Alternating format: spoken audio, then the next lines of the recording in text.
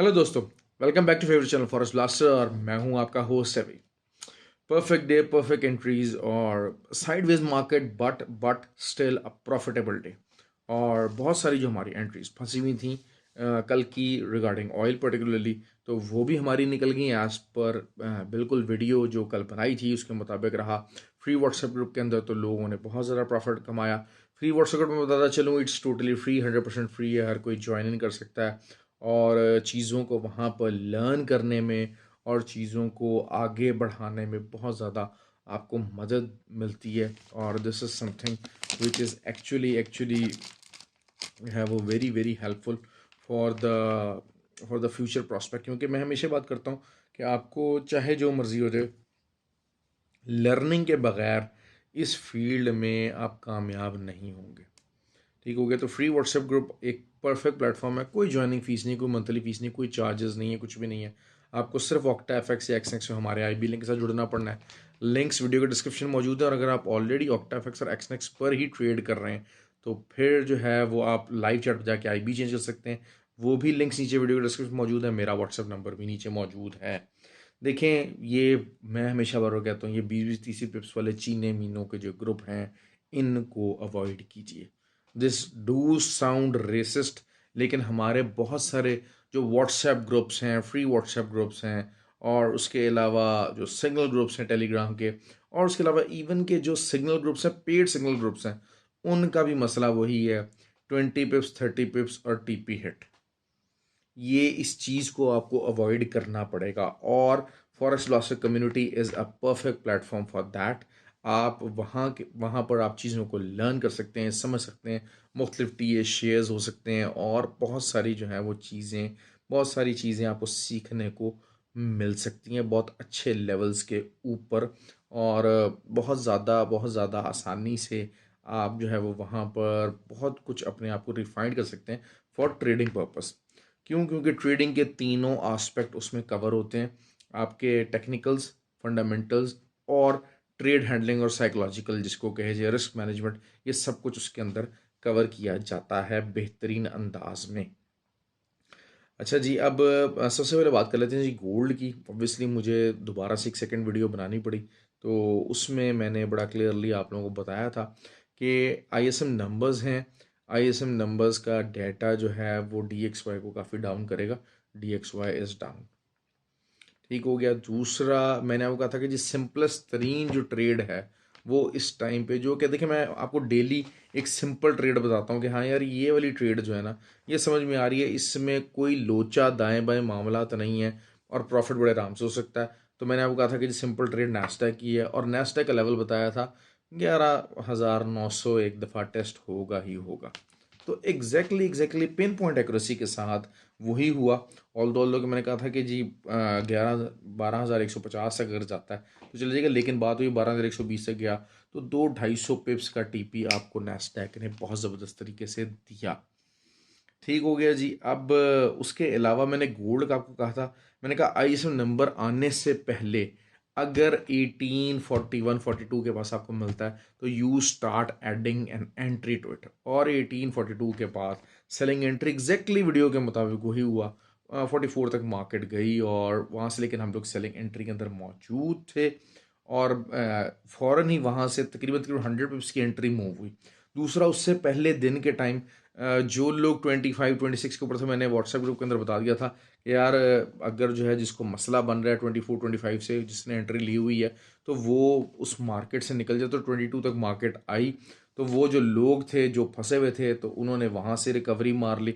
उसके अलावा WhatsApp group के अंदर ही मैंने मॉर्निंग के अंदर कॉल दी थी कि 37-38 की रेजिस्टेंस है, तो यहाँ पर आप स्कैल्पिंग कर सकते हैं। तो scalpers were totally on to it on the market और अभी भी जो है वो मार्केट 37-38 के दरमियान में ही खड़ी है। दूसरा जो है वो यूरो और ये सारा कुछ मैंने कहा था साइडवेज। गो ऑयल आप देख लीजिए, ऑयल 77.7 का 70 की जो रेजिस्टेंस थी वो 2 से 3 दफ़ा प्ले की, और 76.2 का जो हमारी जो ट्रेड्स थी कल वाली भी, वो भी ब्रेक इवन पे, और बल्कि अगर डॉलर कॉस्ट एवरेज इन्होंने मेरे फॉर्मूला के मुताबिक किया वो प्रॉफिट में निकाली उन्होंने। अच्छा, अब बेसिकली थोड़ा सा फंडामेंटली थोड़ी सी चीज़ें बात कर लेते हैं। दरअसल चीज़ों में चेंजेस कहाँ आ रही हैं। सबसे पहले एक तो ये है कि जो चाइना की तरफ से जो न्यूज़ हैं, सबसे पहले रिगार्डिंग गोल्ड। चाइना, आपको पता है कि चाइना में गोल्ड के एक्चुअल बायर्स मौजूद हैं। तो विद द माइंडसेट के अमेरिका में रिसेशन आ रहा है और सारा कुछ आ रहा है, तो चाइना में जो है वो इस टाइम पे सॉलिड गोल्ड की बाइंग बहुत ज़्यादा तेज़ी से हो रही है और काफ़ी ज़्यादा बायर्स वहाँ पर एक्टिव हैं, क्योंकि चाइना और इंडिया जो है ना, वो ये दो ममालिक हैं जहाँ पर एक्चुअल गोल्ड को जो है बाय किया जाता है। तो चाइना इस टाइम के ऊपर इस पॉइंट ऑफ व्यू से कि आने वाले दिनों में, बल्कि शायद मार्च के बाद से ही, तो दे आर एक्सपेक्टिंग कि गोल्ड के अंदर काफ़ी ज़्यादा जो है वो प्राइसेस इंक्रीज़ हो सकती हैं, और वो चीज़ आ रही है जिसकी वजह से जो है वो गोल्ड की प्राइस काफ़ी ज़्यादा स्टेबल रही है और स्टेबल रह रही है, थोड़ा सा पम्प भी है। तो एक ये चीज़ आ रही है। दूसरा, यूरो जोन का जो इन्फ्लेशन डाटा और सारा ऐसे नंबर से, वहाँ पर यही हुआ कि inflation is still very high. तो दिस गिव्स, जो कि पिछला स्टांस था यूरो का, और वहाँ पर ये आ रहा था कि जी हम देखेंगे, एक्सपेक्टेशन के मुताबिक देखेंगे, इन्फ्लेशन अगर कम होती है तब हम 25 बेस पॉइंट या 50 बेस पॉइंट, अब जिस किस्म के नंबर्स आए हैं तो देर आर हाई चांसेस कि ये 50 बेस पॉइंट इंक्रीज़ करेंगे। तो दैट इज़ ऑल्सो के जनाब जो है ना, यूरो को बहुत ज़्यादा स्ट्रेंथ मिल रही है। अच्छा, अब बात करते हैं जी ऑयल की। ऑयल की प्राइसेस काफ़ी स्ट्रेंथ के ऊपर क्लोज हुई हैं, क्लोजिंग बहुत स्ट्रेंथ के ऊपर हुई है। हालांकि जो यूएस इन्वेंट्रीज का जो नंबर है वो भी ऑन द हायर साइड है। तो उसकी वजह क्या है? उसकी वजह है अगेन चाइना में जो सर्विसेज सेक्टर है उसके नंबर्स जो हैं वो ग्रोथ नंबर्स काफ़ी ज़्यादा स्ट्रॉन्ग आए हैं। मैन्युफैक्चरिंग नंबर्स ऑल दो अभी स्टिल वेटिंग है, लेकिन ये है कि जो ग्रोथ नंबर्स हैं वो काफ़ी ज़्यादा स्ट्रॉन्ग आए हैं, तो जिसने ऑयल की प्राइसेस को बूस्ट किया है। तो अब हम क्या देख सकते हैं, क्या चीज़ हो सकती है? अच्छा, सबसे पहले तो अच्छा, यूएसडी जेपीवाई मॉर्निंग में खुलना है। यूएसडी जेपीवाई साइडवेज मूवमेंट है, कोई बहुत ज़्यादा मूवमेंट नहीं है, बहुत ज़्यादा मूवमेंट नहीं है। ऑल दो के दोनों दिन की जो कैंडल्स हैं, they could turn out to be a reversal candle, और शायद 135 तक का रीजन, और 134, बल्कि 134 का रीजन जो है वो दिखा सकते हैं आने वाले डेज़ के अंदर, कल ही दिखा सकते हैं हो सकता है। तो अच्छा, अब this shows the weakness in the D X Y, लेकिन आई स्टिल डाउट इट कि एक दो दिन जो है वो मज़ीद यहीं पर ही मामला फंस सकते हैं, और डी एक्स वाई बेसिकली आप समझ लीजिए कि कल का दिन बहुत ज़्यादा स्लो रहने वाला है। क्यों?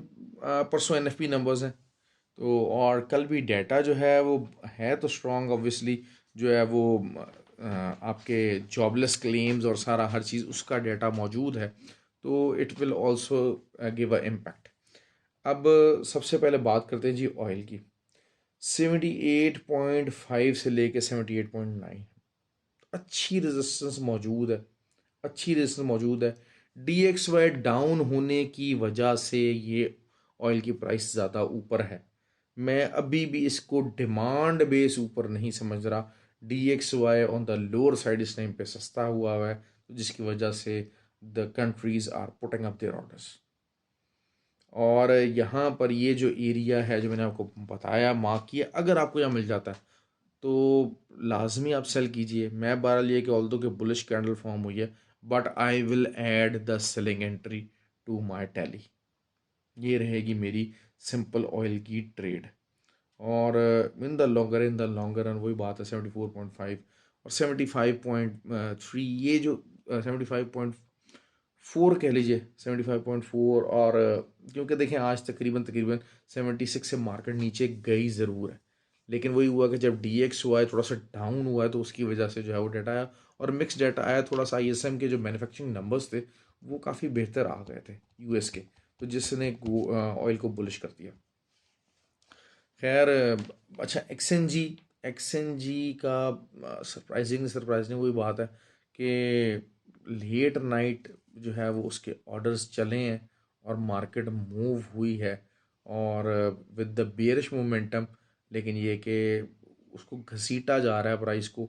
और जो है वो जो हमारी बायज़ वाला जो फॉर्मेशन थी वो अच्छी अच्छी कवर हो चुकी है, और नीचे से अगर बाय लिए हुए हैं तो वो काफ़ी ज़्यादा प्रॉफिट में जा चुकी हैं। तो अब right now is a sweet areas कि आप इसको सेलिंग की तरफ देखिए। इस टाइम के ऊपर तकरीबन तकरीबन जो पहली रेजिस्टेंस मॉर्निंग में हर्डल हो सकती है वो हो सकती है 2.9, 2.96 और 3.07।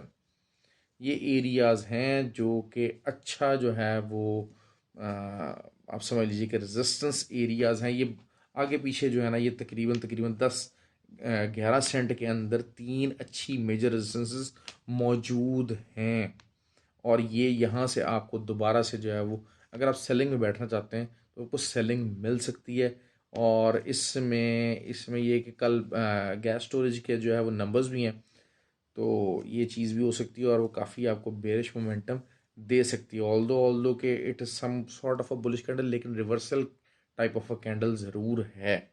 ये मैं आपको बात बता दूं, दो जो है वो लॉन्ग विक कैंडल्स बनी है। ठीक है, बुलिश साइड शो करती है ये, लेकिन eventually eventually it has to come down. एक अच्छा रीटेस्ट चाहिए नीचे के एरियाज़ का, पुल बैक चाहिए ताकि मज़ीद ऊपर जा सके। और अगेंस्ट द फंडामेंटल डेटा तो जो है वो ऊपर नहीं जा सकेगा, जितना मर्जी आप उस चीज़ों को देख लें कर लें। Eventually eventually it will all depend कि डिमांड क्या है, क्योंकि वॉल्यूम तो 2 दिन से कम हो रहा है। प्राइस बेशक ऊपर जा रही है, लेकिन एक्सचेंजी को जो वॉल्यूम लग रहा है वो कम लग रहा है। अच्छा जी, दूसरी बात नैस्डैक को देख लेते हैं। नैस्डैक वही सिंपल ट्रेड हुई हुई है, बेरिश क्लोजिंग है, ऊपर की तरफ मामला आता है तो सेलिंग कीजिए। 11,750 से लेके 11,800, ये एक अच्छा बाइंग मोमेंटम दे सकता है। और ये बाइंग मोमेंटम कहाँ तक लेके जाएगा? दोबारा 12,150 तक ये आपको कल दिखा सकता है। लेकिन एक ये नीचे की तरफ ज़रूर है, अगर डायरेक्ट यहाँ से ऊपर मार्केट जाती है तो आप वहीं से ऊपर से सेलिंग में बैठिए और it will give you a good selling areas. और वहाँ से, लेकिन ये कि वही चीज़ है कि साइडवेज मूवमेंट है, मार्केट की डायरेक्शन का इंतज़ार रहेगा उसमें, और उसमें काफ़ी ज़्यादा रोल जो है वो फ्राइडे के एनएफपी नंबर्स करेंगे। अच्छा, यूरो 1.072 अगर आपको मिलता है सेलिंग के लिए, लाजमी कीजिए, लाजमी कीजिए। जितना मर्ज़ी जो मर्ज़ी होता रहे, आपने उसको लाजमी उस तरीके से सेलिंग करनी है। और ऑयल थोड़ा सा स्ट्रॉन्ग हो रहा है, तो जिसकी वजह से जो है वो Canadian dollar is getting stronger. It always gives the support to the loonie. तो है, लेकिन यही बात है कि 1.365 तक का दोबारा से एक दफ़ा रीटेस्ट तय है आने वाले दिनों में, क्योंकि DXY का एक बाउंस होगा और अच्छा खासा बाउंस होगा। मैं बता दूं आपको बात, एक तगड़ा बाउंस एक्सपेक्टेड है। DXY को लोग समझ रहे हैं जो दोबारा जा रहा है, और DXY आने वाले दिनों के अंदर 106 तो दिखाएगा ही दिखाएगा। वहाँ से रिजेक्शन एक अच्छी देगा, लेकिन 106 लाजमी दिखाएगा। तो ये चीज़ हो गई जी मार्केट की। अब बात कर लेते हैं जी GBP is on the selling side, और वही चीज़ ये है कि बार बार 1.19 का जो एरिया है उसको रीटेस्ट किया जा रहा है। ब्रेग्जिट डील है वो इतना ज़्यादा गुल नहीं खिला सकी, इतना ज़्यादा इसको अच्छा वो नहीं दे सकी। इन द लॉन्गर रन मैं इसको देख रहा हूँ 1.165 पे जाता हूँ, सिंपल एज दैट। अगर आपको ऊपर मिलता है आप इसको सेल कीजिए, अच्छा सेलिंग का मौका मिलेगा। गोल्ड की बात कर लेते हैं। गोल्ड नीचे रहेगा मॉर्निंग में, क्योंकि वन देखें गोल्ड के पास ऊपर जाने के जरिए पता है दुनिया सेलिंग में बैठ रही, टेक्निकल साइड के ऊपर थोड़ा बहुत 147, 156, 1847, 1856, ये तगड़ी अच्छी रेजिस्टेंस मौजूद है। यहाँ पर ज़्यादा से ज़्यादा यहाँ तक जा सकता है।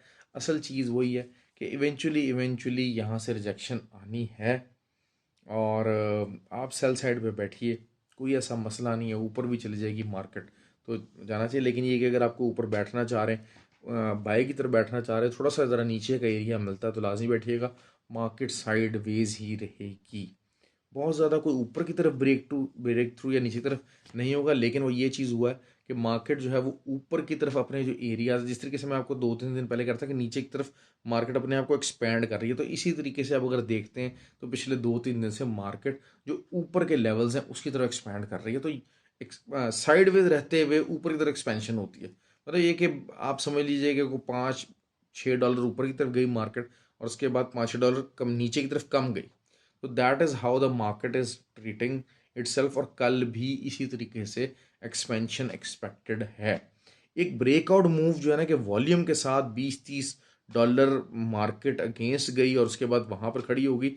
वो जो उस दिन आनी थी मूव, वो आ गई जब मैंने 1807 से और 1804 के दरमियान बाइंग का लेवल बताया था। वहाँ से जो मूव आनी थी वो आ गई। तो अब वही बात है कि दोबारा से आप उसी सेगमेंट के अंदर खड़े हो गए हैं, क्योंकि अब यहाँ से दोबारा से सेलिंग की मूव वही वाली आएगी। थोड़ी बहुत वही 5-7 डॉलर्स ऊपर की तरफ मार्केट अपने आप को एक्सपैंड करेगी, फिर दरमियान में खड़ी हो जाएगी। ये चीज़ मूवमेंट रहेगी। अच्छा, ऐसे ऐसी जब मार्केट मूव होती है ना, तो उसमें स्कैल्पर्स बहुत खुश होते हैं, स्कैल्पर्स बहुत कामयाब होते हैं। तो स्कैल्पिंग के लिए मैं हमेशा ये बात करता हूँ कि आपको अगर करना है अर्ली मॉर्निंग कीजिए, लेट नाइट कीजिए, दैट इज़ इट। आपको बेहतरी रहेगी। लेकिन 38 1738 एक तगड़ी 1838 एक तगड़ी रेजिस्टेंस बन रही है। और हो सकता है कि जो है वो कल 2-3 दफ़ा दोबारा से इसको लग जाए मामला, क्योंकि अभी तो देखें एक दफ़ा पेनिट्रेट हुई, उसके बाद वापस आ गई। उसके बाद 1738 से ऊपर 1838 से ऊपर कोई भी half an our candle open और क्लोज नहीं हो सकी। असल चीज़ यही है कि जब 1838 से ऊपर 4 आवर कैंडल ओपन और क्लोज होगी, तो हम कहेंगे जी अच्छा जी 1838 का एरिया पूरी तरह से ब्रीच हो गया। तो अभी तक वो वाला एरिया ब्रीच नहीं हुआ, तो उसके बाद ऊपर का लेवल 1847 का, तो और फिर 56 का। तो ये एरियाज जब तक ब्रीच नहीं होंगे, किसी भी 4 आवर कैंडल के ऊपर देखिए करें, जब इस तरह की एरिया ब्रीच की बात करें तो एटलीस्ट गोल्ड में 4 आवर कैंडल दिया करें। 4 आवर कैंडल ओपन और क्लोज होगी, तब हम कहेंगे अच्छा यार ये वाला एरिया जो है वो अब, क्योंकि उसमें ज़रिए कैंडल्स मल्टीपल ऊपर नीचे लगती है, उसके दरमियान में बहुत सारी स्कैल्पिंग हो जाती है। लेकिन यही बात होता है कि 4 आवर की जो कैंडल है अगर ओपन क्लोज हो रही है, तो इसका मतलब ये है कि अच्छा जी ये वाली जो सपोर्ट है इसको काफ़ी दफ़ा रीटेस्ट हो गया 1 hour, half an hour, 15 minutes की कैंडल्स के अंदर, और फिर उसके बावजूद भी जो है ना वो नहीं टूट सकी। तो something is good about it. तो ये तरीका मामला है चीज़। आई होप कि जो है I am pretty clear about these things, और काफ़ी ज़्यादा अच्छे तरीके से मैंने आपको समझाया।